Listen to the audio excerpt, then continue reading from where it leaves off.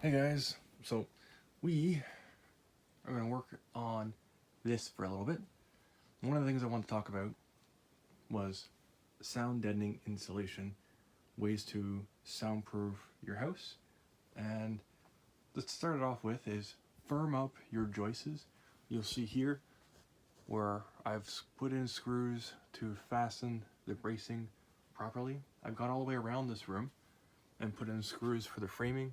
So on the wall you see here, and then over here on the left side, the wall, I've reinforced it by adding screws on the base and into the top part of the structure, and any other bracing, I've tied it further into the main household structure. Now, that being said, on the walls, you'll see here, double layer 5/8 drywall. And then there's a space here, if I can find a good photo of it, yeah, right here. I'm gonna turn the light on. Okay, the light's now on. You'll see the resilient channel, or the Z channel, and that braces the wall off of, the drywall off of the wall. And that helps when the sound transfer. So, say when you have a movie going or whatever for the bass, the sound will hit the wall and it goes through the wall wherever the screw is. These ones are gonna be removed because everything is glued. So this will be removed. So it'll go through the drywall, passes to the second side of the drywall, and this is thick enough for fire rated and sound deadening, then to where the Z channel is, and then from the Z channel, it then goes to wherever the screws are into the structure, and then again to the drywall on the other side, and in between that, you'll have your sound deadening insulation. So that's how you do it. So next thing we're gonna do to get the drywall onto the ceiling is add the Z channel.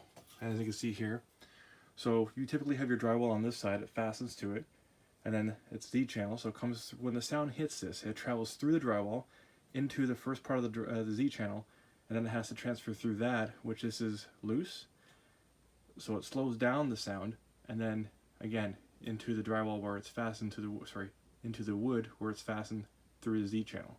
So you're just changing how the sound is coming through the wall, which quiets it down considerably. There we go. Be nice if I could speak. So I'm going to show you how I install ceilings by myself.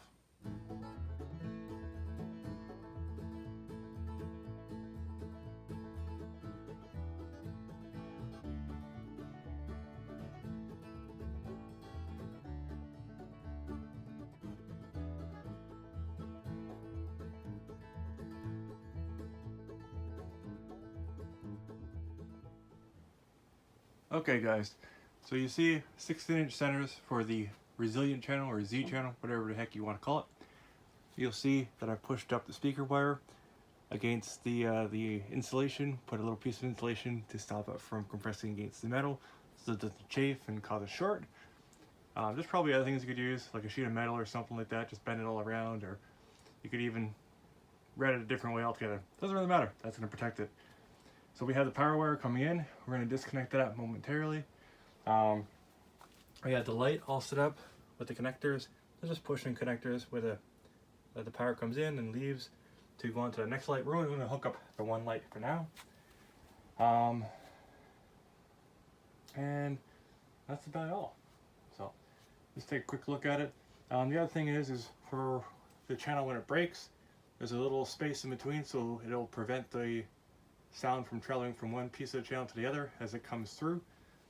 And then the other thing I do is I keep it about a ½ inch, like a quarter inch to a ½ inch off the wall, so it doesn't transfer the sound that way. It just kind of hangs down. So when I put the screws to this, I'll be screwing them right in the center, so it's an equal opportunity for the sound to travel over to each screw as the sound travels through the floor, to muffle it as much as possible. So mark your areas, mark where you're going to screw, and away we go.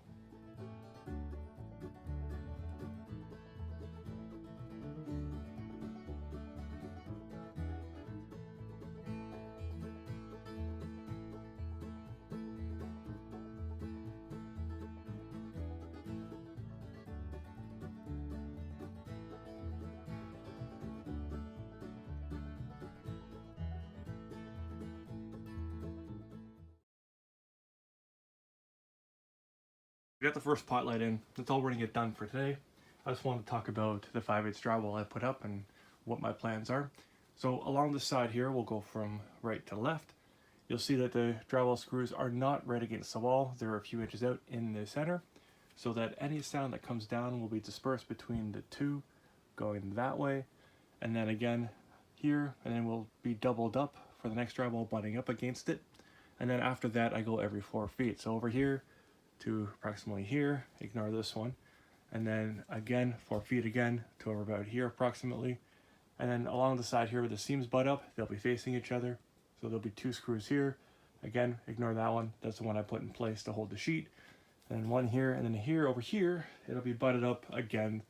And there'll be 2 screws, 2 screws, 2 screws. So the seams are extra strong. And this is how the drywall will look. If you see here, it comes down from the joists to the drywall. So you have the joists, the resilient channel, then the drywall, and that deadens the sound.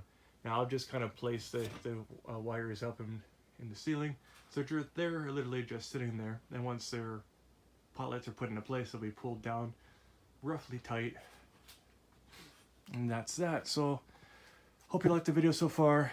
I'm going to finish this off tomorrow. Gives you kind of an idea of what this is supposed to look like.